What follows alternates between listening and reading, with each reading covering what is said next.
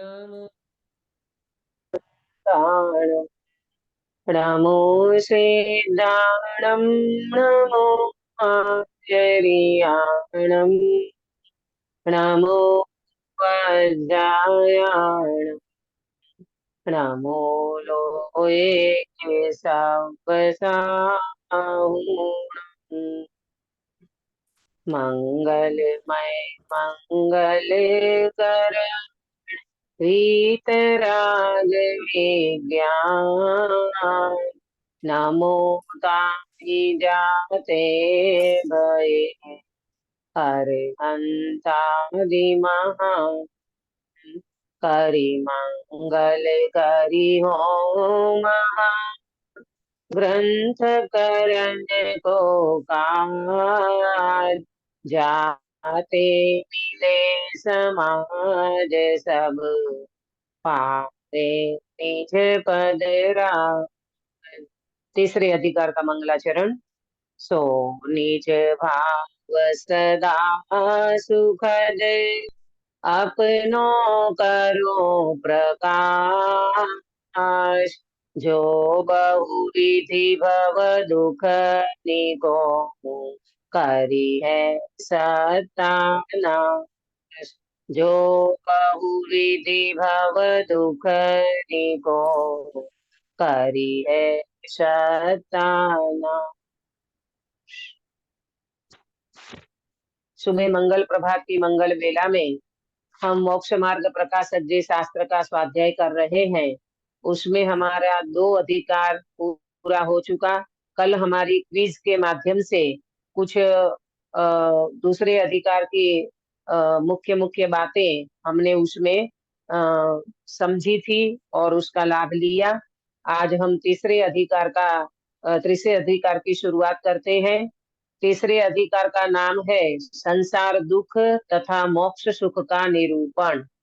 क्या बोला? संसार दुख तथा मोक्ष सुख का निरूपण। संसार में क्या दुख है और संसार का दुख किसे कहते हैं और मोक्ष सुख किसे कहते हैं, इसका प्रॉपर निरूपण पंडित साहब ने इसमें बहुत स्पष्टता से किया है। आप पूरा अधिकार अच्छे से सुनना, वर्ड टू वर्ड अपन चर्चा करेंगे। जहां आपको समझ में नहीं आए वहां आपको पूछना और नोट करना, ताकि आपको अगली क्विज में वो बहुत हेल्पफुल बनेगा, है ना। संसार दुख तथा मोक्ष सुख का निरूपण। दुख संसार का है और सुख मोक्ष का बताया, है ना। संसार में दुख है और मोक्ष में सुख है। अधिकांश हमारी नजर कहाँ जाती है? संसार दुख की बात करते हैं तो हमारी नजर पर तरफ जाती है, और मोक्ष सुख की बात करते हैं तो हमारी नजर ऊपर जाती है, जहाँ सिद्ध भगवान विराजमान है। वो मोक्ष सुख है तो सही, लेकिन वो मोक्ष सुख सिद्धालय में नहीं है। ये बात को प्रॉपर समझना। सिद्धालय में मोक्ष नहीं है, मोक्ष जीव का होता है ना। मोक्ष किसका होता है? जीव का होता है। तो सुख वास्तव में आत्मा में है। वो तो एक रहने का स्थान है। गिरीश भाई, आया समझ में? जैसे कोई व्यक्ति पैसादार हो जाता है, बहुत पैसा है व्यक्ति के पास, तो क्या वो झोपड़पट्टी में रहेगा पंकज भाई? नहीं नहीं नहीं, झोपड़पट्टी में रहेगा। है ना। सब अच्छे वो अच्छे झोपड़पट्टी में घर में क्यों रहेगा। रहेगा? हाँ, क्यों हाँ। बंगलों में रहेगा, अच्छे महलों में रहेगा, अच्छी जगह हम्म, पे रहेगा, है ना। हम्म, तो इसी तरह जब कोई व्यक्ति सकल कर्मों से मुक्त हो जाते हैं तो वो व्यक्ति संसार में रहेगा क्या? बिल्कुल नहीं रहेगा। वो सिद्धालय में रहेगा। उसको कहते हैं मोक्ष सुख। सुख तो आत्मा में है, परंतु आत्मा का परिपूर्ण सुख जब प्रकट हो जाता है और बाहर से कर्म जब पूरे नष्ट हो जाते हैं तो व्यक्ति का एक ऊर्ध्वगमन स्वभाव है। जीव का ऊर्ध्वगमन स्वभाव है। जीव ये संसार में नहीं रह सकता। फिर वो व्यक्ति अवश्यमेव सिद्धालय में जाएगा। उसको कहते हैं मोक्ष सुख। तो इसका निरूपण ये तीसरे अधिकार में आएगा। आप ध्यान से सुनिए। पहले अपन दोहे का अर्थ करेंगे और उसके बाद आगे चर्चा करेंगे। दोहा। सो निज भाव सदा सुखद अपनो करो प्रकाश। जो बहुविधि भव दुख निको करी है सत्यानाश। सो निज भाव सदा सुखद। सो माने वह, निज भाव, निज भाव माने ज्ञायक भाव, निज भाव माने चैतन्य भाव, निज भाव माने अपनी आत्म भाव, ज्ञायक भाव, चैतन्य भाव, है ना, पारिणामिक भाव, है ना, इसको कहते हैं निज भाव। निज भाव माने अपना भाव, अपना भाव माने अपना चैतन्य स्वभाव, अपना शुद्ध स्वभाव। ये कैसा है? सदा सुखद, हमेश के लिए सुखद है, सदा सदा सदा, त्रिकाल, सदा का मीनिंग त्रिकाल, अनादि अनंत, त्रिकाल, जब देखो तब आत्मा सुखद है, आत्मा जब देखो तब सुख में विराजमान है, आत्मा में जब देखो तब सुख ही सुख भरा है। इसको कहते हैं सो निज भाव सदा सुखद, मेरा ज्ञायक भाव सदा सुखद है, सदा मुझे सुख देने वाला है। तो क्या करो? अपनो करो प्रकाश, ऐसे ज्ञायक भाव का प्रकाश करो, ऐसे ज्ञायक भाव को प्राप्त करो, ऐसे ज्ञायक भाव का प्रकाश माने सम्यक ज्ञान करो। क्या करो? सम्यक ज्ञान करो, है ना। अपनो करो प्रकाश, अपनो माने स्वयं का, प्रकाश करो माने सम्यक ज्ञान को प्राप्त करो, सम्यक ज्ञान से एक ज्ञायक भाव को समझो, सम्यक ज्ञान से एक ज्ञायक भाव का अनुभव करो। आया समझ में बीना बेन? हाँ दीदी, हाँ दीदी, आया ना? हाँ। हाँ, देखो क्या फिर से बोलती हुई लाइन का अर्थ, सो निज भाव सदा सुखद, ये मेरा निज भाव माने जो चैतन्य भाव है, जो ज्ञायक भाव है, जो पारिणामिक भाव है, जो अनादि अनंत भाव है, वो कैसा है? सदा, सदा माने त्रिकाल, सदा माने नित्य, सदा माने हमेशा, सुखद माने सुख देने वाला है। मेरा चैतन्य भाव हमेशा सुख देने वाला है, सदा सुख देने वाला है। तो पंडित साहब कहते हैं अपनों करो प्रकाश, ऐसे चैतन्य भाव का अपने ज्ञान में उसको प्रकट करो, उसको उसको उसको प्राप्त करो। प्रकाश माने सम्यक ज्ञान को प्राप्त करो, सम्यक ज्ञान को प्रकाश करो माने उसको प्रकट करो, वो सम्यक ज्ञान को प्राप्त करो। ये सम्यक ज्ञान अपने में है, उसको प्रकट करो। ये निज भाव अपने में है, उसको पर्याय में प्रकट करो। बराबर, यहाँ तक समझ में आया? जो बहुविधि भव दुखनी को, हा, जो बहुविधि भव दुखनी को, जो अनेक भवों से ये व्यक्ति दुखी हो रहा है, जो अनेक भवों से ये व्यक्ति दुख में डूब रहा है, दुख में झुलस रहा है, दुखी हो रहा है, करी है सत्ता नाश, उसको सत्ता से नाश कर दो। इसको, दुख को, दुख के कारण को, अनेक अनेक भवों से जो व्यक्ति दुखी हो रहा है, वो दुख के कारण को क्या करो? करी है सत्ता नाश, वो दुख के कारण को, वो दुखों को सत्ता से नाश कर दो, मूल से नष्ट कर दो। काय से? सम्यक ज्ञान रूपी प्रकाश से। और किसके आधार से किसके आधार से? निज भाव, चैतन्य भाव, ज्ञायक भाव, पारिणामिक भाव, अनादि अनंत भाव, ऐसा मेरा शुद्धात्मा, उस शुद्धात्मा से सम्यक ज्ञान प्रकट करो। और सम्यक ज्ञान से क्या होगा? जो बहुविधि भव दुखनी को, जो अनेक अनेक भवों से जो दुख दे रहा है, ऐसे अनेक अनेक भवों से जो जीव दुखी हो रहा है, ऐसे मिथ्यात्व का, अज्ञान का, असंयम का, मिथ्या दर्शन, ज्ञान, चारित्र, आगे चर्चा आने वाली है, उन सबका सत्ता से नाश कर दो। आया अक्षरा बेटा समझ में आपको? हाँ दीदी। है ना, ये दोहे का अर्थ किया। अब देखना, चर्चा इतनी विस्तार से, बहुत प्रॉपर चर्चा की है पंडित साहब ने, बहुत रुचि से मतलब सुनना तो बहुत जल्दी समझ में आएगा।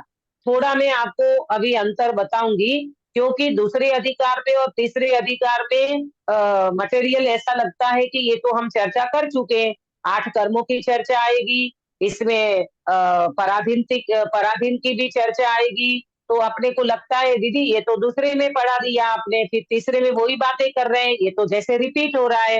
रिपीट नहीं हो रहा है, इसमें पंडित साहब अपने को कुछ अलग से बात करेंगे, वो बात मैं अभी आपको बताऊंगी। पहले पढ़ते हैं। अथ, अथ माने अब, अब इस संसार में नाना प्रकार के दुख हैं। नाना प्रकार माने अनेक प्रकार, समझते जाना।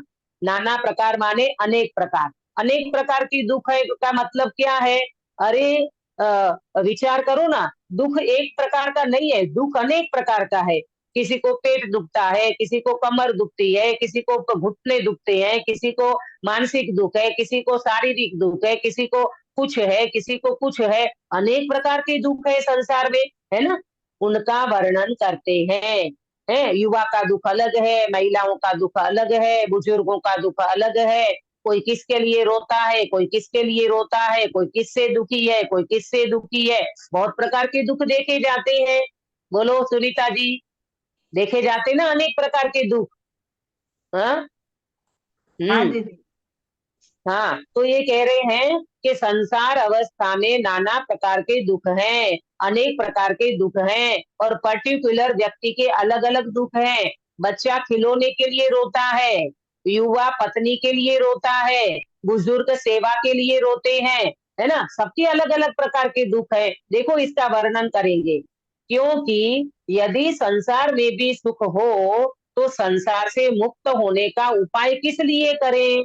बहुत प्रॉपर बताया कि यदि संसार में, क्योंकि यदि संसार में भी सुख हो, संसार में सुख हो, ऐसा लगता है आपको हम संसार में सुखी हैं? गिरीश भाई, आपका सालों पहले ये प्रश्न था ना, जब हमारे घर में बीबी बच्चे सब कुछ, लाड़ी वाड़ी गाड़ी सब कुछ हमारे पास है, तो हमें समझ में नहीं आता दुख किसे कहते हैं। ये बहुत साल पहले आपका प्रश्न था। अभी तो आपने इतना स्वाध्याय वगैरह सब कर लिया, तो आपको अब समझ में आया होगा। पर पहले यही प्रश्न था ना आपका कि दीदी ये क्या है, हमें तो समझ में नहीं आता, मुझे तो दुख नाम की कोई चीज ही समझ में नहीं आती। जब हमारे घर में लाड़ी बाड़ी गाड़ी बीबी बच्चे सब कुछ अच्छा है, पुण्य का उदय है, ऊपर छत है, नीचे जमीन है, अच्छा बढ़िया खासा बंगला फ्लैट में रहते हैं, पांच इंद्रिय के विषय भोग हैं, फिर हमें दुख किस चीज का, ये समझ में नहीं आता। ऐसा प्रश्न हर किसी व्यक्ति का हो सकता है बिना तत्व ज्ञान से। जब तत्व ज्ञान नहीं होता ना पंकज भाई, तब ये ही सुख लगता है, ये इंद्रिय सुख ही सुख लगता है, लगता ही नहीं है कि संसार में कोई दुख है। बोलो फील करते थे कि नहीं पहले? हाँ हाँ, है ना? लेकिन यहाँ यहाँ मालूम बताएंगे अभी देखना, क्योंकि यदि संसार में भी सुख हो तो संसार से मुक्त होने का उपाय किस लिए करें?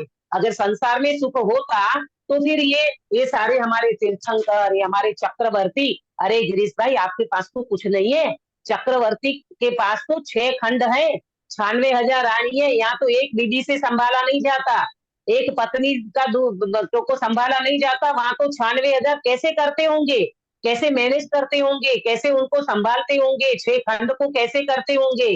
ऐसे चक्रवर्ती पने में भी सुख नहीं है, और चक्रवर्ती भी संसार को छोड़ के चले गए, तीर्थंकर भी संसार को छोड़ के चले गए। मुझे आप बताओ, तीर्थंकर और चक्रवर्ती क्या पागल थे जो संसार को छोड़ के निकल गए? बोलो। हाँ, तो समझना चाहिए, जो संसार एक आता है, जो संसार विशेष सुख होता तीर्थंकर क्यों त्यागे, काहे को शिव साधन करते, काहे को शिव साधन करते मोक्ष सुख को आराधे, इस टाइप का आता है। अगर संसार में सुख होता तो तीर्थंकर चक्रवर्ती ये सब राज वैभव छोड़ के क्यों चले जाते? इसका मतलब संसार में सुख नहीं है, सुख तो वास्तव में आत्मा में है, और मोक्ष में उसका सुख प्रकट होता है। बराबर। इस संसार में अनेक दुख हैं, इसलिए संसार से मुक्त होने का उपाय करते हैं। भाई संसार में अनेक प्रकार के दुख हैं, है ना? सुबह उठते हैं समस्याएं अनेक खड़ी होती है, शारीरिक दुख, मानसिक दुख, घुटनों का दुख, कमर का दुख, पेट का दुख, दुख दुख दुख दुख ही होता रहता है। और ये सारे संसार में अनेक प्रकार के दुख हैं, और उससे मुक्त होने का उपाय करते हैं। अब पंडित साहब, जैसे दूसरे अधिकार में वैद्य और रोग का दृष्टांत, रोगी का दृष्टांत दिया था, ऐसे यहाँ पर भी वैद्य और रोगी का दृष्टांत लेकर के बात को समझाएंगे। ये मेरे ख्याल से 4 अधिकार तक वैद्य और रोग का दृष्टांत चलेगा। देखो, जैसे वैद्य रोग का निदान और उसकी अवस्था का वर्णन करके रोगी को रोग का निश्चय कराकर फिर उसका इलाज करने की रुचि कराता है। दूसरे अधिकार में भी ये बात आई थी, वहां रोग का निदान कराया था, रोगी को एक एक डायग्नोसिस कराने के लिए एक एक चीज बताई, वो कैसे रोग हो रहा है। कल बता रहे थे ना कि वो क्या बताया था कल, वो बहन, किसी कोई बहन ने बताया था कि वो सांस फूल रही है। तो ये सांस फूल रही है तो वो बता रहे हैं कि भाई चलने से सांस फूलती है, इसका मतलब आपको हार्ट में कुछ प्रॉब्लम है ना। तो इस प्रकार से डायग्नोसिस कराते हैं, निदान कराते हैं, आपको रोग पकड़ाते हैं। पंडित साहब अपने को रोग पकड़ाते हैं कि काय से तुम तकलीफ में हो, तुम्हारा रोग कौन सा है, तुम किस किस चीज से परेशान हो, वो अपने को रोग का निदान कराते हैं। देखो यहाँ थोड़ी हटके बात आएगी दूसरे अधिकार से, ये दृष्टांत को भी थोड़ा अलग प्रकार से बताएंगे और उसकी अवस्था का वर्णन करके। रोग का निदान कराते हैं, डायग्नोसिस कराते हैं, फिर उसकी अवस्था का वर्णन करके ये कैसी है उसकी अवस्था, ये रोगी की अवस्था क्या है। रोगी इतना पानी नहीं पी पाता, पेट में कोई चीज नहीं जाती, पेट में भोजन नहीं जाता, तो ये अवस्था का वर्णन बताएंगे कि क्यों हो रहा है। फिर रोगी को रोग का निश्चय कराकर आपको वो बराबर निश्चय कराएंगे, देखो आपको ये प्रॉब्लम हो रही है ना, आप इतना सा भी पानी पीते हो तो पेट में दुखता है ना, आप इतना सा भी कुछ भोजन लेते हो तो आपको तकलीफ होती है ना, तो ये सब क्या है, ये रोगी के रोग का निश्चय कराते हैं। मालूम, आप समझना, आजकल के जमाने में और समय में व्यक्ति अपने रोग को दबा देता है, पेनकिलर खा करके, पेनकिलर खा करके, है ना, रोग को दबा देता है। कई लोग क्या करते हैं, जरा थोड़ी तकलीफ होती है ना तो भोजन का सुधार नहीं करेंगे, भोजन तो हमें वही करना है, पाव भाजी, पिज्जा, बर्गर, पानी पूरी, ये दुनिया भर का तीखा तमतमता, ये सब खाना है। तो फिर क्या करना, जब एसिडिटी हो जाए, गैस हो जाए, पेंडी खा लो, छुट्टी। एसिडिटी की गोली आती है, पेंडी खा लो, छुट्टी। गैस की वो पुदीना की गोली आती है, वो खा लो, छुट्टी। अरे भाई, ये आप रोग को दबा रहे हो, रोग को दबाओ नहीं, रोग को मूल से नष्ट करने के लिए आप भोजन में सुधार करो, है ना। एक लोक व्यवहार में ऐसा ही तो कहा जाएगा, ये वैद्य होते थे वो बताते थे, आजकल के डॉक्टर नहीं बताएंगे ये सारी चीजें, वो तो बोलेंगे पेन किलर खा लो, ये दवाई खा लो, ने वो दवाई खा लो। ये पंडित साहब वैद्य के वैद्य हैं पंडित साहब, और देखना अपने मिथ्यात्व का रोग कैसे मिटाएंगे। तो आजकल अपन रोग को ये तत्व ज्ञान नहीं मिला होता ना पंकज भाई, तो अपन भी ऐसे ही बाह्य क्रिया करके, थोड़ा बहुत जाप दे के, थोड़ी बहुत उपवास करके, थोड़ा बहुत आइंबिल करके, थोड़ा बहुत पूजा पाठ करके संतुष्ट हो जाते, और लेकिन अंदर में मिथ्यात्व रूपी रोग पल रहा है, मिथ्यात्व रूपी रोग पल रहा है, ये ऐसे ज्ञानियों के अलावा कौन समझाते, बोलो काश्मीरा बेन, आप बता सकते हो मिथ्यात्व रूपी रोग कैसे पल रहा है, पूजा पाठ करते हैं, उपवास करते हैं, दयादान करते हैं, तो भी मिथ्यात्व का रोग पल रहा है, ये कैसे समझे, बताओ। दीदी दीदी, वो सब शुभ राग है, उसको धर्म की माने, हमारे उसको धर्म मानते हैं कि उसमें हमारी सौंदर्य। हाँ, very good, very good, very good, बहुत अच्छा अच्छा जवाब दिया। देखो ये स्वाध्याय का फल है। फिर पहले हमें भी यही लगता था, मैंने जब मास खमन किया था, 31 उपवास किया था मैंने, 18 साल की, 18 साल भी नहीं हुआ था मुझे, तब मैंने मास खमन किया था, तो मुझे ऐसा लगता था कि मैं तो कितने कर्मों की निर्जरा हो गई, मैं तो जल्दी जल्दी मोक्ष में जाऊंगी, मैं तो जल्दी जल्दी मोक्ष में जाऊंगी। अरे भ्रांति है प्रभु, भ्रांति। अकेला लांघन करके, अकेला उपवास बाह्य करके कोई मोक्ष नहीं होता। मैं अभी आपको बताऊंगी, बनारसी दास जी ने 3 प्रकार के मूर्ख बताए हैं, मैं अभी बताने वाली हूँ, आप मुझे याद कराना। तो बात क्या चल रही है, बात ये चल रही है कि उपवास नहीं करना, ये बात नहीं समझना, नहीं तो आप पकड़ोगे दीदी फिर उपवास ही न करे, आइंबिल न करे, एकासना न करे, बात उसकी नहीं है। बात ये है कि उसमें धर्म की मान्यता करोगे तो मिथ्यात्व का पाप लगेगा ही लगेगा, क्योंकि अकेले उपवास करके, क्रिया करके अगर व्यक्ति उसमें धर्म की मान्यता करता है तो चैतन्य स्वभाव तो उसका छूट जाता है, ये व्यक्ति को समझ में नहीं आता, ऐसा मिथ्यात्व पुष्ट करता है। मैं 3 प्रकार के मूर्ख बताई देती हूँ, बाद में मैं भूल जाऊंगी, जब ये चर्चा निकली है ना, तो 3 प्रकार के मूर्ख बनारसी दास जी ने बताए हैं। नंबर 1 नोट कर लेना, बिना ज्ञान की क्रिया करने वाला। पहले नंबर का मूर्ख कौन है, बिना ज्ञान की क्रिया करने वाला।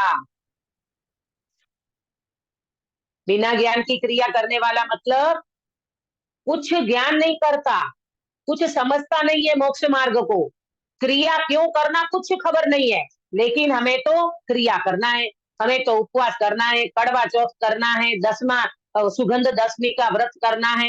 हे भगवान, जब तुम्हें ये बहुत चलता है अपने यहाँ, ये श्वेतांबर में तो बहुत ज्यादा ही चलता है ये सब, सिद्धि चक्र ने, धर्म चक्र ने, ये चक्र ने, वो चक्र ने।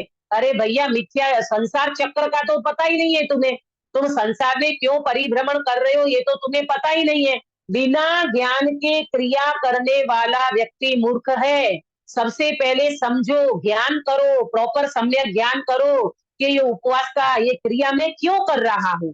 देखो, हमको भी यहाँ पर मिलने आते हैं ना, तो हर कोई व्यक्ति प्रश्न पूछता है, जिसको पता नहीं है ना धर्म का, तो वो पूछते हैं, दीदी आप सामायिक करते हो, आप प्रतिक्रमण करते हो, आप उपवास करते हो, आप चौबियार करते हो? ऐसा प्रश्न हर कोई व्यक्ति पूछता है जो तत्व ज्ञान को नहीं समझता, जो इस मार्ग को प्रॉपर नहीं समझता। तो मैं हमेशा पूछती हूँ कि प्रतिक्रमण का मीनिंग क्या है, आप मुझे बताइए। हमने रटा रटाया मिच्छामी दुक्कड़म, रटा रटाया प्रतिक्रमण, गुरुदेव बोलते थे ना, घड़िया हांक्यो जाए, घड़िया वो पाठ बोली जाए अने काई खबर ना पड़े। अरे ऐसा नहीं होता प्रतिक्रमण। सबसे पहला प्रतिक्रमण कौन सा करना चाहिए, सभा में से कौन बताएगा? अपने पापों का प्रायश्चित। मिथ्यात्व का प्रतिक्रमण। कौन सा पाप? कौन सा पाप? कौन सा पाप? मिथ्यात्व पाप, भूल जाना दीदी, अपने आत्मा को कर्तृत्व, भूल भोक्तृत्व। सबसे पहले 5 प्रकार के प्रतिक्रमण में बोलते हो। मिथ्यात्व का प्रतिक्रमण, अव्रत का प्रतिक्रमण, प्रमाद का प्रतिक्रमण, कषाय का प्रतिक्रमण, अशुभ योग का प्रतिक्रमण। ये घड़िया पाठ बोले जाते हैं, अपन रटा रटा या शब्द है हमारा, बिल्कुल स्वरूप नहीं पता मिथ्यात्व किसे कहते हैं। बोलो अक्षरा बेटा, अगर आपने प्रतिक्रमण सीखा होगा तो उसमें 25 प्रकार के मिथ्यात्व आते हैं। जीव को अजीव श्रद्धे तो मिथ्यात्व, अजीव को जीव श्रद्धे तो मिथ्यात्व, धर्म को अधर्म श्रद्धे तो मिथ्यात्व, अधर्म को धर्म श्रद्धे तो मिथ्यात्व। मीनिंग नहीं पता, स्वरूप नहीं पता, तो बस पाठ बोला जाता है और मिच्छामी दुक्कड़म, ऐसा स्वरूप नहीं है। इसको कहेंगे पहले नंबर का मूर्ख। क्या नाम दिया? बिना ज्ञान के क्रिया करने वाला व्यक्ति मूर्ख है।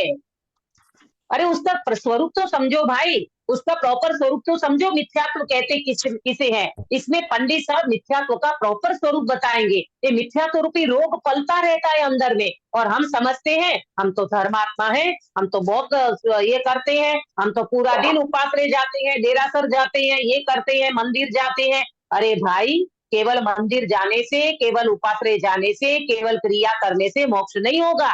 तुम पहले उनका स्वरूप समझो कि ये क्रिया हम क्यों कर रहे हैं, तब वो बात का प्रॉपर ज्ञान होने से वो चीज समझ में आती है। तो पहले नंबर का मूर्ख कौन सा? बिना ज्ञान की क्रिया करने वाला। प्रॉपर ज्ञान है नहीं उस चीज का, स्वरूप उसका समझता नहीं है, उपवास इत्यादि का, और मात्र क्रिया में संतुष्ट रहता है।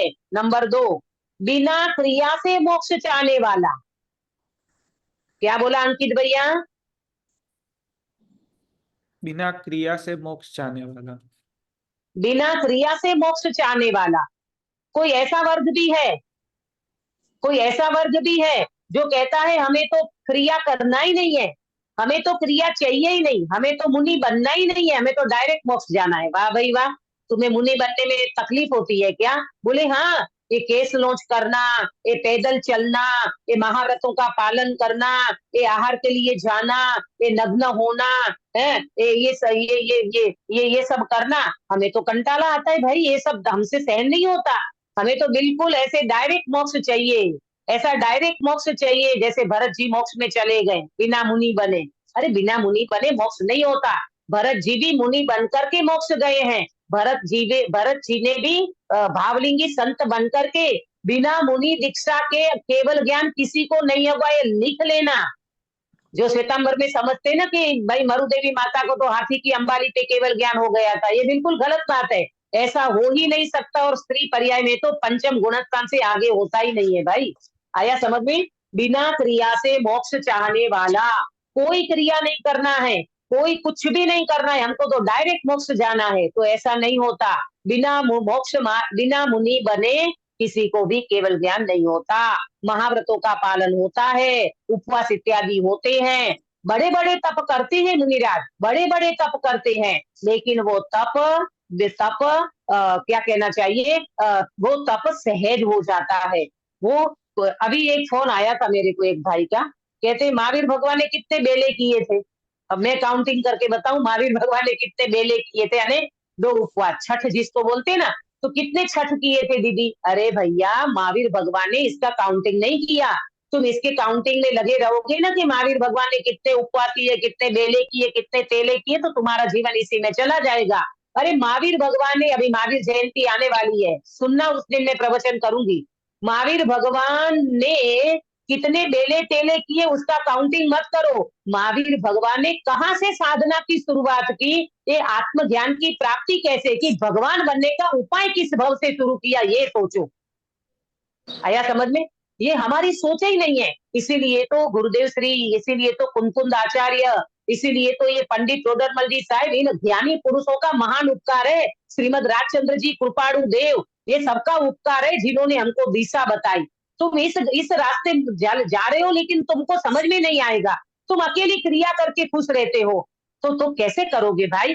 क्रिया, ज्ञान क्रिया भ्याम मोक्ष, ज्ञान और क्रिया दोनों का समन्वय करना चाहिए। क्रिया का भी निषेध नहीं है, ज्ञान का भी निषेध नहीं है, लेकिन दोनों का स्वरूप समझ करके इस बात को आगे हमें समझना चाहिए। तो आया समझ में? दूसरा मूर्ख कौन है? बिना क्रिया से मोक्ष चाहने वाला। बेडरूम में बैठे बैठे एसी चालू हो और हम मोक्ष चले जाए, ऐसा चाहता है। ऐसा तो होने वाला नहीं है। तुम्हें मुनि बनना ही पड़ेगा। मुनि बनना पड़ेगा क्या? मुनि दशा आएगी ही आएगी, तब ही जीव आगे जाकर के उसका प्रोसेस होता है और गुणस्थान चढ़ते वो आगे जाकर के मोक्ष में जाता है। तीसरा, जो मोक्ष के बिना अपने को सुखी मानने वाला, बिना मोक्ष से अपने को सुखी मानता है, अध्यात्म के जोर में ऐसा हो जाता है। जो मोक्ष के बिना अपने को सुखी मानने वाला मूर्ख है। आया समझ में? मोक्ष के बिना, मोक्ष के बिना वो ऐसा कहता है कि मैं तो, हमें तो संसार में सुख है भाई, हमें तो यही सुख भाषित होता है। अरे कोई व्यक्ति ज्ञानी भी बन जाए ना, कोई व्यक्ति सम्यक दर्शन की प्राप्ति भी कर ले ना, जैसे कृपाणु देव, जैसे गुरुदेव, जैसे सौगानी जी, जैसे बेन श्री, इन सबका तो नाम जाहिर है ना, तो क्या वो मुनि बनना नहीं चाहते थे? क्या वो संसार में मोक्ष? देखो एक बात समझना, दृष्टि अपेक्षा से मोक्ष सुख में यहाँ वेदन करता हूँ ऐसा कोई बोले तो अलग बात है, परंतु मोक्ष में गए बिना, मोक्ष की चाहना करे बिना कोई व्यक्ति अपने को सुखी मान ले तो वो भ्रांति में है। पंकज भाई समझ में आया आपको? हाँ जी, हाँ दीदी, हाँ है दीदी, ना? हाँ। कोई व्यक्ति अगर ये कहे कि मुझे तो यही सुख भाषित होता है, मैं तो संसार में सुखी हूँ, मुझे मोक्ष नहीं जाना है, तो वो व्यक्ति मूर्ख है।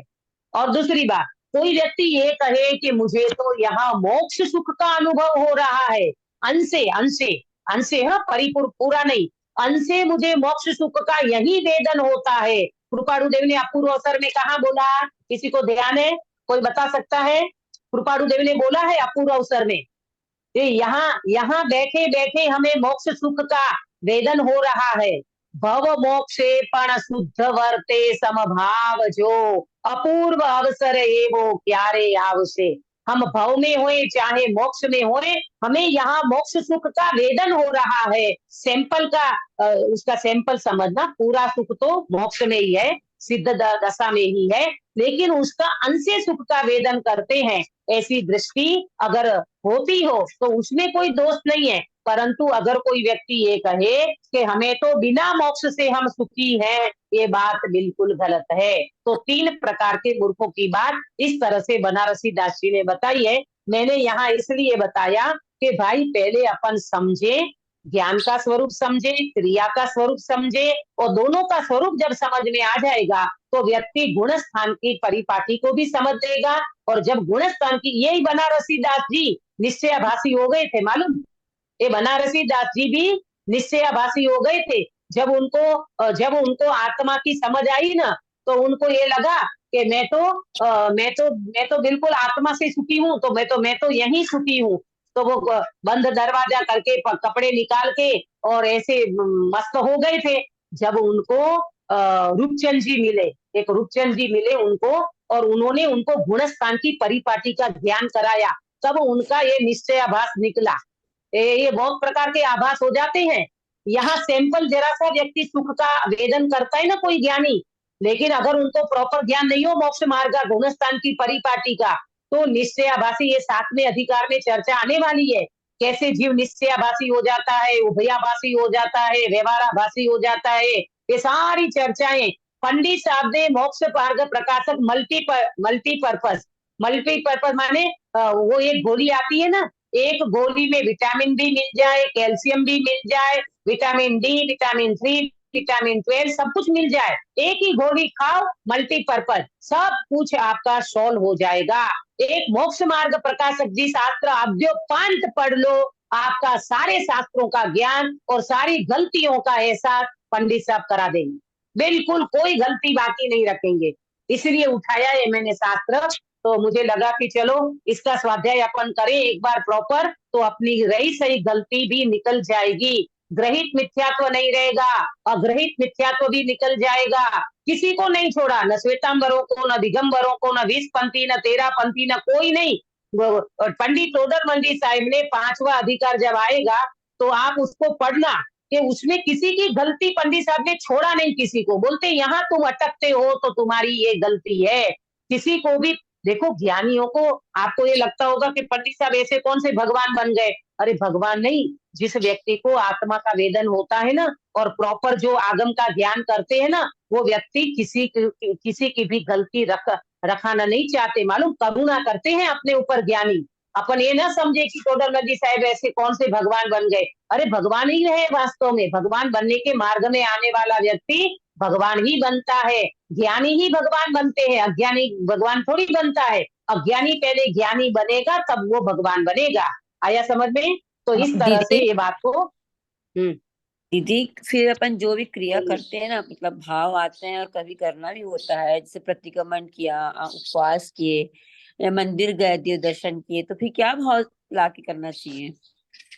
ये भाव लाके दर्शन करना, जी, सुनो, ये भाव लाके करना, देखो एक तो करने का ये है नहीं, सहज भाव आते हैं, सहज क्रियाएं हो जाती है, तो उसमें कोई आपको दोष नहीं लगेगा, आप उनका प्रॉपर ज्ञान करो। ये क्रिया करने से मुझे धर्म नहीं होगा, ये पहली मान्यता आप अंदर से निकाल दो, फिर आपको परिणाम बनते हैं, भाव आते हैं, तो आप उपवास भी करते हो, क्रिया भी करते हो, कोई बात नहीं है, परंतु उनका स्वरूप समझो कि ये उपवास मैंने किस लिए किया है, किसी को दिखाने के लिए, किसी को बताने के लिए, शरीर को स्वस्थ रखने के लिए। आजकल तो ये भी एक रोग चला है, उपवास कर लो, शरीर भी ठीक रहेगा और धर्म भी हो जाएगा, तो ये कोई मोक्ष मार्ग थोड़ी है, ऐसा नहीं है, उसका प्रॉपर स्वरूप समझो। देखो धर्म समझना, धर्म की परिभाषा करना पड़े नहीं और हुए बिना रहे नहीं, उसको कहते हैं धर्म। क्रिया में भी यही है, करना पड़े नहीं और हुए बिना रहे नहीं। आपको सहज ऐसे 3 लोग के नाथ की याद आएगी, उनका उपकार याद आएगा, तो आप मंदिर में जाओगे, भगवान को ढोक दोगे, वंदन करोगे और भगवान को नमस्कार करोगे। ये प्रक्रिया सहज होती है, जैसे लोक व्यवहार में रोगी को वैद्य की महिमा सहज आती है ना, भूखे को भोजन देने वाले की महिमा सहज आती है ना, गरीब को सेठ की महिमा सहज आती है, ऐसे यहाँ मोक्ष मार्गी को भगवंतों की महिमा सहज आती है और प्रक्रिया भी सहज होती है। उसमें धर्म की मान्यता न करके उसका प्रॉपर स्वरूप समझ करके अगर वो होता है तो उसमें कोई दोष नहीं है, उसको प्रॉपर समझना। ठीक है, आगे दीदी, बढ़ेंगे। दीदी आपने क्या क्या कहा, कर्म के बिना क्रिया से मोक्ष चाहने वाला भी मूर्ख है, बराबर है, और क्रिया में धर्म नहीं मानना चाहिए, कि उपवास अगर कोई करे और बोले कि मैंने धर्म किया तो वो रॉन्ग है, पर ये भी करे कि उपवास करे बिना भी मोक्ष हो जाए तो वो भी रॉन्ग है, बराबर है। तो उपवास तो वैसे भी फिर भी करते हो, शरीर से ही रहे ना, थोड़ी आत्मा उपवास कर रहा है, कि लोच कर रहे हैं तो शरीर की तो लोच हो रही है, उसमें आत्मा को क्या मिलेगा? हाँ, प्रश्न अच्छा है आपका कि भाई लॉन्च करेंगे या विहार करेंगे, कुछ भी करेंगे, वो तो शरीर की क्रिया, लेकिन बेटा वहां पहले तो प्रथम तो ये जीव को चतुर्थ गुण स्थान में आत्मज्ञान की प्राप्ति हो जाती है। आप समझना प्रॉपर, चतुर्थ गुण स्थान माने चौथा गुण स्थान जो है ना, पहले तो जीव शरीर से भेद विज्ञान करता है, राग से भेद विज्ञान करता है, कर्म से भेद विज्ञान करता है, परिणामों से भेद विज्ञान करता है, राग से भेद विज्ञान करता है। इन सब से भेद विज्ञान करके प्रथम वो जीव आत्मज्ञान की प्राप्ति करता है। जब आत्मज्ञान की प्राप्ति हो जाती है ना अक्षा, तब वो व्यक्ति को शरीर की क्रिया भिन्न दिखाई देती है। अब कोई ज्ञानी उपवास करे और एक अज्ञानी उपवास करे, दोनों के उपवास करने की क्रिया तो समान है, लेकिन भाव में अंतर पड़ेगा कि नहीं? पड़ेगा। पड़ेगा ना।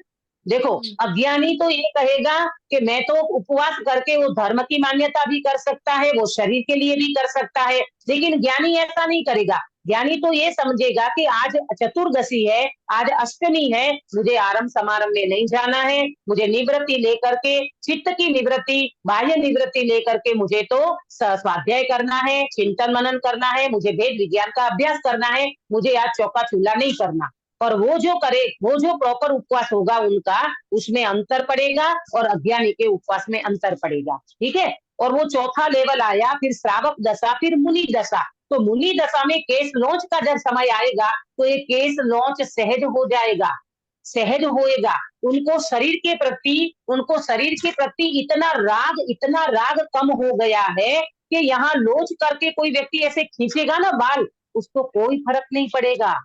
और ऐसा राग शरीर का टूट चुका है कि इसके ऊपर सिगड़ी जलाई जा रही है तो भी फर्क नहीं पड़ता। तो केस लॉन्च तो क्या है?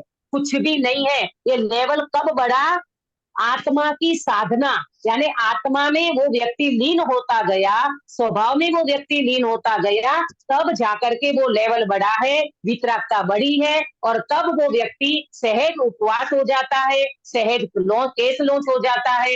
वो लेवल वितरागता का बढ़ा है ना, तब ये प्रक्रिया घटित होगी। और बिना समझे और बिना आत्मज्ञान से अगर कोई व्यक्ति केस लॉन्च भी करता है ना, तो मंद कसाई में वो करा तो लेगा। जैसे मैंने 40 लॉन्च कराई, हमारे भी 40 वक्त ये केस लॉन्च हुआ है, लेकिन उससे कोई धर्म वरम नहीं होता। वो मंद कसाई में मैं भी मालूम क्या करती थी, एक केस लॉन्च होता था एक तरफ और मैं भक्ति बनाती थी। एक मेरे को भक्ति बनाने का पहले से ये था, तो भक्ति बन जाती थी, थोड़ा बहुत चिंतन चल जाता था, तो हम समझते थे हाँ वाह, हम तो देखो कितना सहन करते हैं, देखो हम तो कैसे लॉन्च करा लेती है। लोग तो लॉन्च कराने में भी किसी को तकलीफ, हम तो कोई तकलीफ नहीं, एकदम चित्त प्रसन्नता से। लेकिन वो व्यक्ति भ्रांति में जीता है, क्योंकि ये केस लॉन्च कराने से मैं कुछ धर्मात्मा बन गया, ये भावना अगर वो व्यक्ति के अंदर में पड़ी है तो वो वास्तव में शरीर की क्रिया को अपनी क्रिया मान रहा है। तो ये व्यक्ति इस तरह से आगे नहीं बढ़ सकता। जैसे पहले प्रॉपर भेद विज्ञान करके आत्मज्ञान होता है,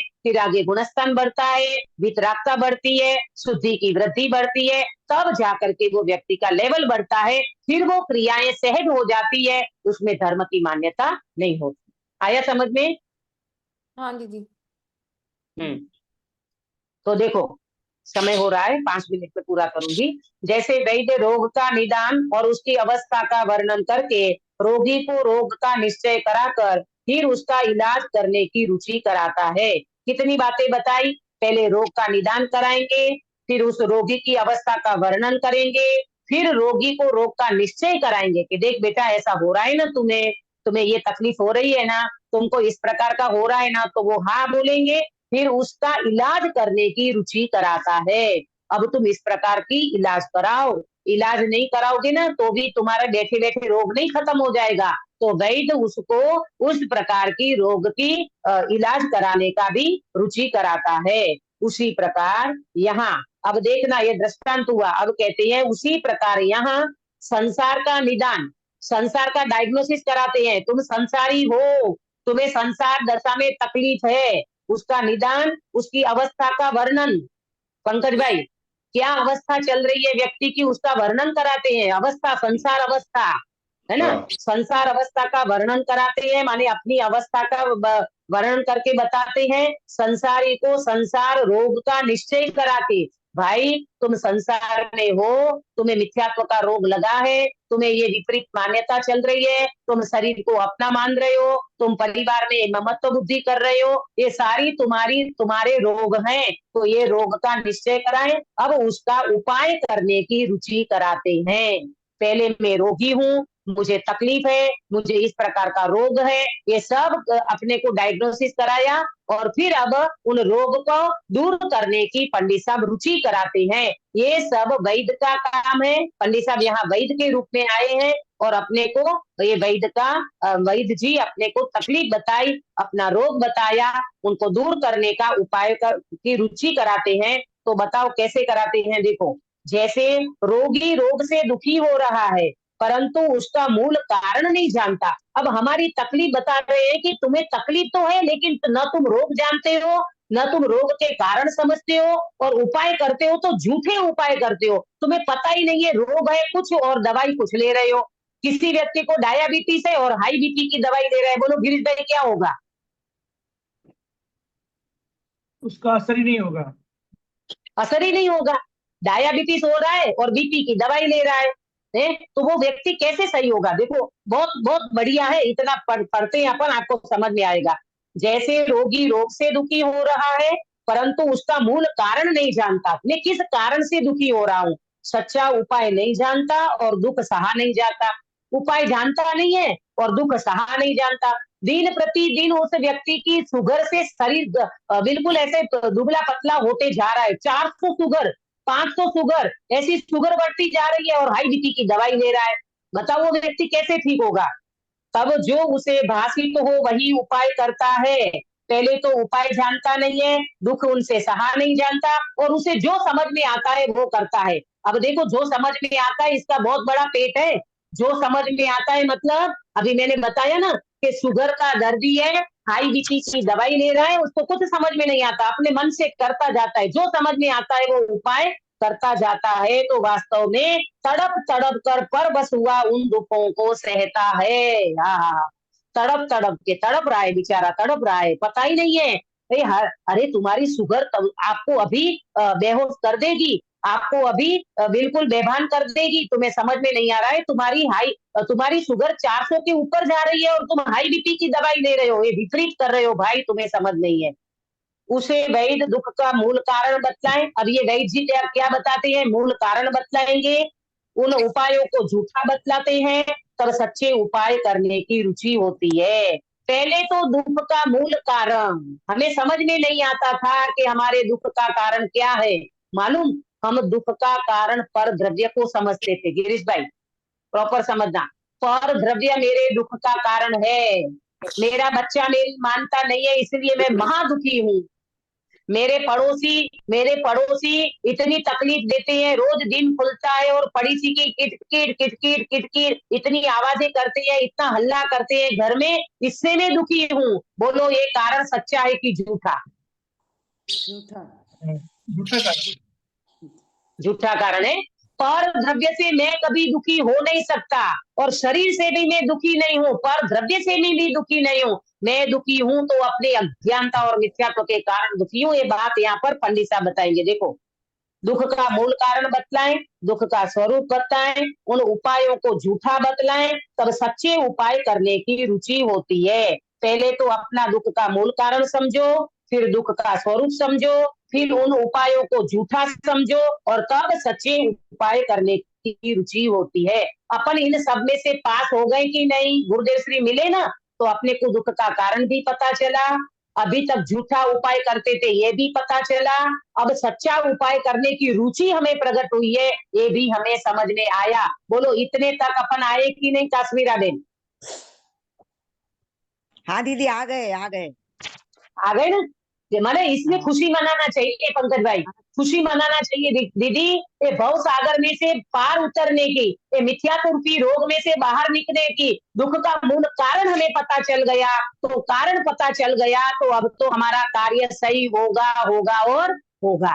देखो उसी प्रकार संसार से दुखी हो रहा है परंतु उसका मूल कारण नहीं जानता तथा सच्चे उपाय नहीं जानता और दुख सहा भी नहीं जानता, तब अपने को बासी तो वही उपाय करता है। अभी तक तो यही हालत थी, जो मन में आता था वो कर लेते थे, उपवास कर लेते थे, क्रिया कर लेते थे, मंदिर चले जाते थे, थोड़ा बहुत धर्म ध्यान कर लेते थे और मानते थे कि हमारा तो दुख दूर हो रहा है।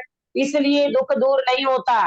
तब तड़प तड़प कर परवश हुआ उन दुखों को सहता है। ये चार गति दुख दुख उनको मिलता रहता है। आपको पता है, थोड़ा बहुत पुण्य कर लेगा स्वर्ग में चला जाएगा, थोड़ा बहुत दया दान कर लेगा ऊपर चला जाएगा। इससे दुख दूर नहीं होगा, भव दुख दूर नहीं होगा, परिभ्रमण नहीं कटेगा। और परिभ्रमण कटेगा मिथ्यात्व के अभाव से। ये बात अपने को यहाँ पंडित साहब समझा रहे हैं। उसे यहाँ दुख का मूल कारण बतलाए, दुख का स्वरूप बतलाए हैं, और उन उपायों को झूठे बतलाए हैं, और सच्चे उपाय करने की रुचि हो इसलिए यह वर्णन यहाँ करते हैं। आज मैंने आपके सामने दोहे का अर्थ किया है, संसार दुख और मोक्ष सुख को समझाया, वैद्यराज जी का दृष्टांत देकर के हमारी तकलीफ क्या है ये बताया, हमारी तकलीफ पहले क्या चल रही थी, हम कैसे अज्ञानी हो रहे थे ये बात यहाँ बताई। अब हमको जो तकलीफ है उसका दुख हमें दूर करना है, तो पंडित साहब अपनी तकलीफ का भी वर्णन करेंगे, अपने दुख का भी वर्णन करेंगे, और हमें इसको दूर करने का उपाय भी बताएंगे, और उससे निवृत्ति कैसे लेना ये सारी बातें अपन कल करेंगे। अभी समय हो चुका है इसलिए मैं यहाँ विराम लेती हूँ। ये तीसरा अधिकार बहुत मार्मिक अधिकार है, जैसे दूसरा अधिकार भी था ऐसा ही तीसरा अधिकार है। इसमें थोड़ा अंतर मैं आपको बताऊंगी कल। और तीसरे अधिकार में अब जो वर्णन आएगा, अभी तो दृष्टांत सिद्धांत समझाया, अब जो वर्णन आएगा बहुत मार्मिक वर्णन है। हमारी लाइफ में, हमारी लाइफ प्रैक्टिकल जीवन में हम उनको अप्लाई करें और हम उसकी गलती को दूर करें और रत्नत्रय की प्राप्ति करके हम सब मोक्ष मार्ग को प्रशस्त करें। इस मंगल भावना के साथ बात को विराम देती। निज निधि निज में बताई यह अनंत उपकार है, इसके लिए जिन वाणी माँ को वंदना सतवार है, वंदना सतवार है। काश्मीरा बेन गायो सर कराओगी? हाँ दीदी।